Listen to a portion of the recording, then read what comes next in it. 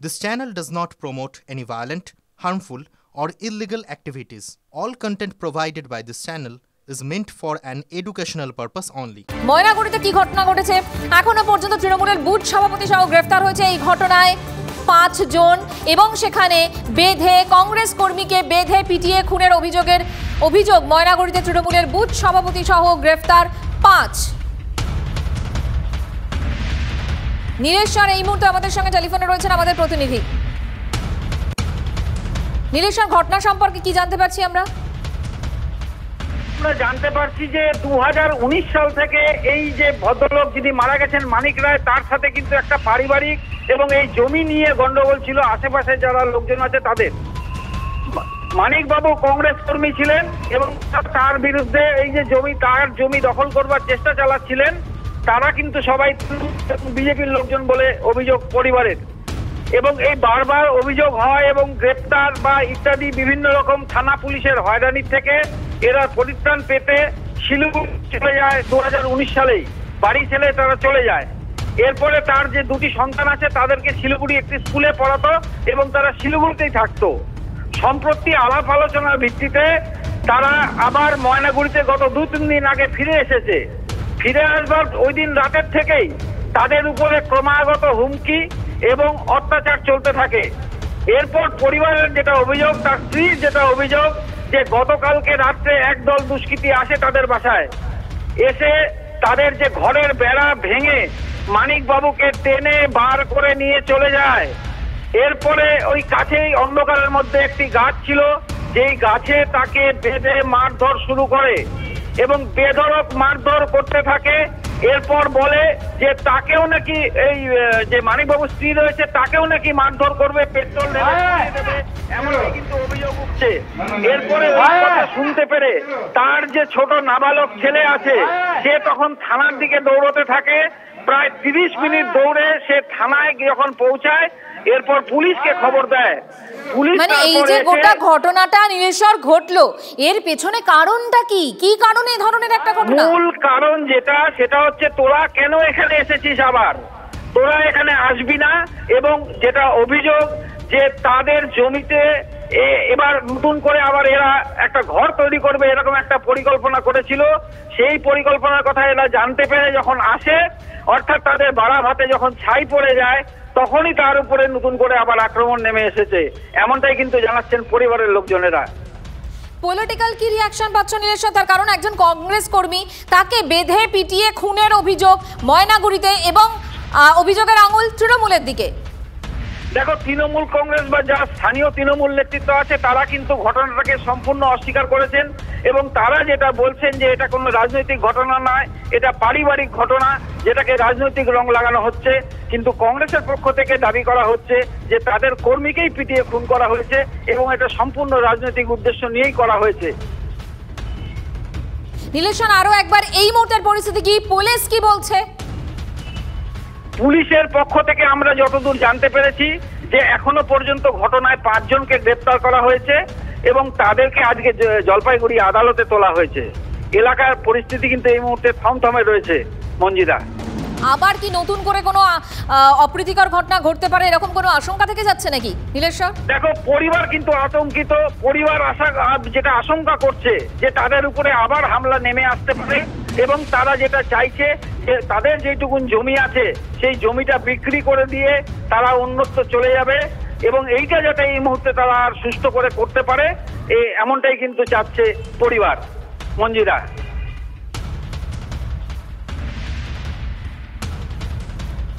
যাকে বেঁধে গণপিটুনি রীতিমতো দেওয়া হয়েছে ওই কংগ্রেস কর্মী, তার স্ত্রীর কি বক্তব্য শুনুন। আজকে ডিজেল দিয়ে পোড়া দেবো, গাছে বাঁধবো, গাছে বাঁচছে, তারপরে ডিজেল দিয়ে পোড়া দেবো এই কথাটা বলছে। তারপরে লোহার টিয়ে দিয়ে বাঁচছে, একটা গাছের মধ্যে বেঁধে রাখছিল, গাছের মধ্যে বেঁধে রাখছিল। তারপরে ওখানে কি একটা বড় বাড়ালি না কি দিয়ে একটা বাড়ি দিছিল মাথায়, মাথা অনেকখানি ফেটে গেছে। তারপরে তো আমি থানায় চলে আসলাম আমার ছোট ছেলেকে। আমার ছেলে একটু আগে আসলো, আমার ছেলে তখন থানার গাড়ি নিয়ে আসলো। থানার গাড়ি এসে ওকে খুঁজে পায় না, অন্ধকারে টাইনে নিয়ে মারছে তো। তারপরে আমাকে পরে অফিসার বলতেছে তোমার ডেড বডিকে আমরা খুঁজে পাচ্ছি না, তোমার অন্ধকারে টাইনে নিয়ে আসলে আমরা লাইট জ্বলে বাইর করলাম।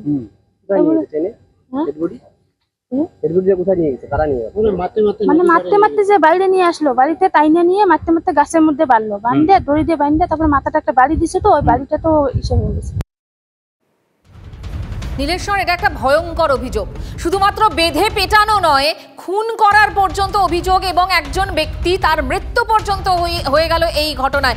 আরো একবার বুঝে নেওয়ার চেষ্টা করবো যে এর পেছনে কারণটা কি। দেখো, যেটা মূল কারণ এবং যেটা পরিবারের পক্ষ থেকে আমরা অভিযোগ পাচ্ছি যে 2019 সালে তাদের জমি দখল করাকে কেন্দ্র করেই কিন্তু এই গন্ডগোলের প্রথম সূত্রপাত হয়, এবং তারপর বারে বারে তাদেরকে বিভিন্ন রকম মামলা মোকদ্দমা দিয়ে তাদেরকে জর্জরিত করে দেওয়া হয়, এমনটাই কিন্তু অভিযোগ।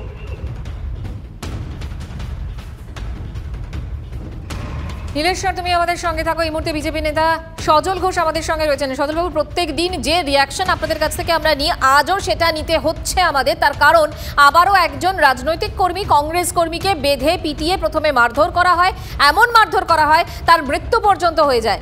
ময়নাগুড়িতে ঘটনাটা ঘটেছে। তৃণমূলের থেকে অভিযোগ, যদিও বেশ কয়েকজনকে গ্রেফতার করা হয়েছে। না, প্রথম ভাবছি আমরা কোন বাংলায় বাস করছি।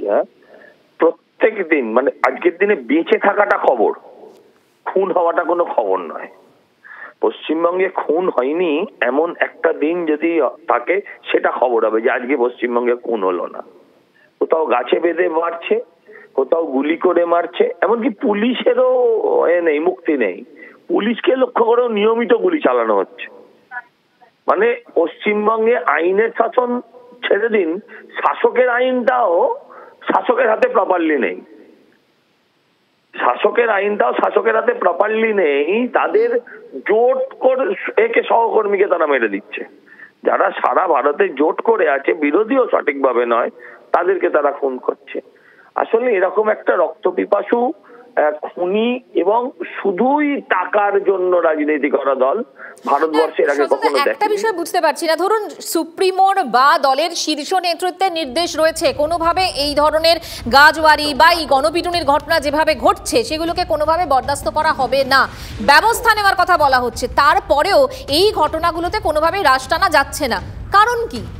প্রথমত সুপ্রিমো নাটক করছেন, আর দ্বিতীয়ত রাশ আর ওনার হাতে নেই, পার্টির রাশ আর ওনার হাতে নেই।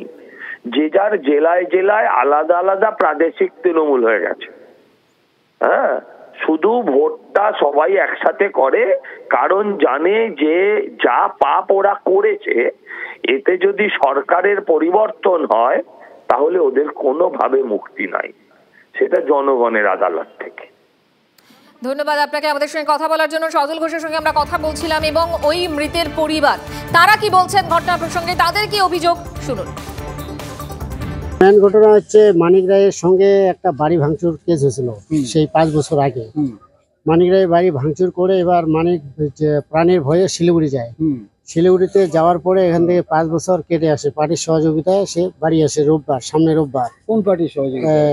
আইএনসি, কংগ্রেস, জাতীয় কংগ্রেস। আচ্ছা, সে দীর্ঘদিনের জাতীয় কংগ্রেসের সদস্য আর কি। এবার মানিক আসার সামনে রোববারে আসছিল। এবার রোববার সোমবারে এসে 8-10 জন মিলে হুমকি দিছিল, যাদের নামে বাড়ি ভাঙচুর কেস ছিল। ওরা আইসে, তারপর সোমবার গেল, মঙ্গলবার, বুধবার, কালকে রাত্রে হঠাৎ করে 9-10টার দিকে তাকে বাড়ি থেকে ঘর ভাঙচুর করে টেনে ভেঙে, তারপর তার বউ একদম ওখানে হিচে মিচে করে শক্তি দিয়ে নদী পার হয়ে থানায় গেছিল। ওইখান থেকে গাছে বেঁধে রাখে, ভুজালি লাঠি টাঠি দিয়ে রড দিয়ে মারছিল। প্রায় 30-35 জন আসছিল, কিন্তু পরিচিত আর কি 10-12 জন পাশের বাড়ি। ওরা টিএমসি বিজেপি উভয়ে করে আর কি। যাদের নামে কেস করা হয়েছিল 10 জনের নামে আগের বাড়ি ভাঙচুর, তাদের মধ্যে কিন্তু ওই কেসও চলতেছে আর কি। ওরাই আর কি এগুলা পঞ্চায়েত, টিএমসি পঞ্চায়েত আসলে এগুলা চাল খাটাচ্ছে। হ্যাঁ, আর বুথ সভাপতিও এখানেও আছে, বুথ সভাপতিরও নামে ডায়েরি করা হয়েছে। নীলেশ্বর, মৃতের আত্মীয়ের কথা আমরা শুনছিলাম, তিনি পরিষ্কার বললেন 20 থেকে 25 জন বাড়িতে এসেছিল, যারা টানতে টানতে বের করে নিয়ে যায়। এরপর তারা অভিযোগ জানায় 10 জনের বিরুদ্ধে, 5 জনকে গ্রেফতার করা হয়েছে। বাকিরা কোথায়, পুলিশ কি বলছে? বাকিদের খোঁজে কিন্তু এখনো ময়নাগুড়ি থানার পুলিশ তল্লাশি চালাচ্ছে, এবং তাদের খোঁজে গ্রামে গ্রামে বিভিন্ন জায়গায় তল্লাশি চালাচ্ছে বলে এখনো পর্যন্ত আমরা জানতে পেরেছি। তবে এখনো পর্যন্ত 5 জনকে ধরতে পেরেছে, এবং যাদেরকে আজকে জলপাইগুড়ি আদালতে তোলা হয়েছে। মঞ্জিদা, এরা কারা, এদের পরিচয় কি? দেখো, এখনো সম্পূর্ণ পুলিশের তরফে কোনো স্পষ্ট বিবৃতি পাওয়া যায়নি। সুতরাং যেটুকু আমরা স্থানীয় সূত্রে জানতে পারছি যে এদের মধ্যে একজন তৃণমূলের স্থানীয় বুথ সভাপতি রয়েছেন এবং আরো কিছু তৃণমূল কর্মীও রয়েছেন, এমনটাই কিন্তু জানতে পারছি। আমি তোমার কাছে আসছি, এই মুহূর্তে আমাদের সঙ্গে রয়েছেন কংগ্রেস মুখপাত্র সৌম্য আইচ রয়। সৌম্যদা, মঞ্জিরা কথা বলছিলাম। সৌম্যদা, ময়নাগুড়ির ঘটনাটা নিশ্চয়ই এতক্ষণে আপনি শুনেছেন। বেঁধে পিটিয়ে রীতিমতো এমন ভাবে মারধর করা হয়েছে, খুন, তার মৃত্যু পর্যন্ত হয়েছে ওই ব্যক্তি।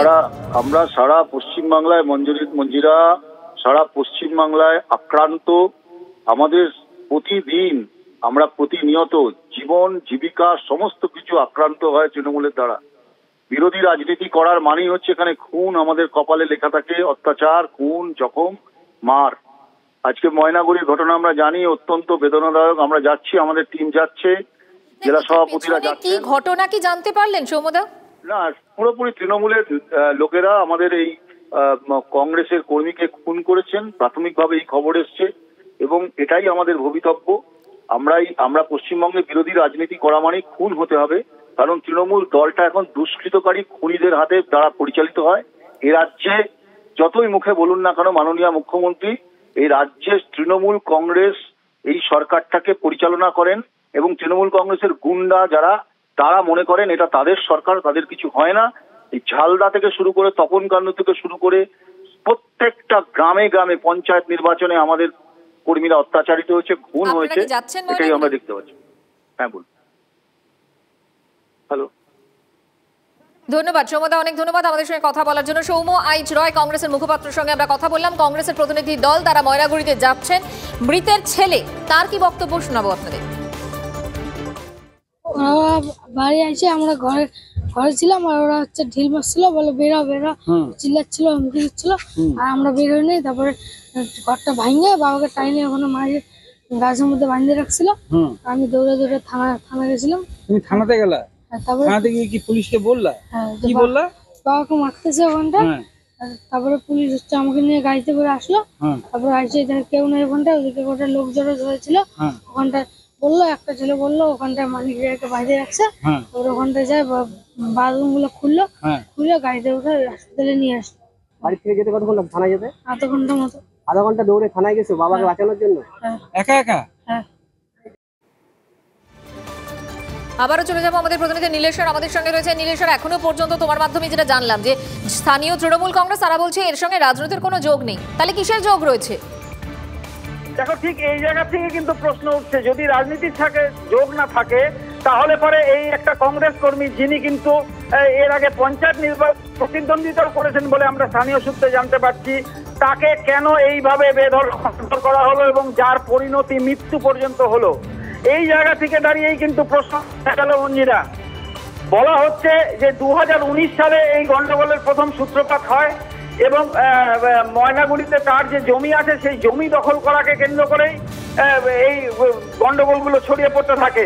এরপর যাতে একটু সুস্থ নিরিবিলিভাবে জীবন কাটাতে পারে, তারা ময়নাগুড়ি ছেড়ে শিলিগুড়িতে চলে যায় এবং শিলিগুড়ি পরিস্থিতির দিকে নজর রাখো। আপাতত তোমাকে ধন্যবাদ।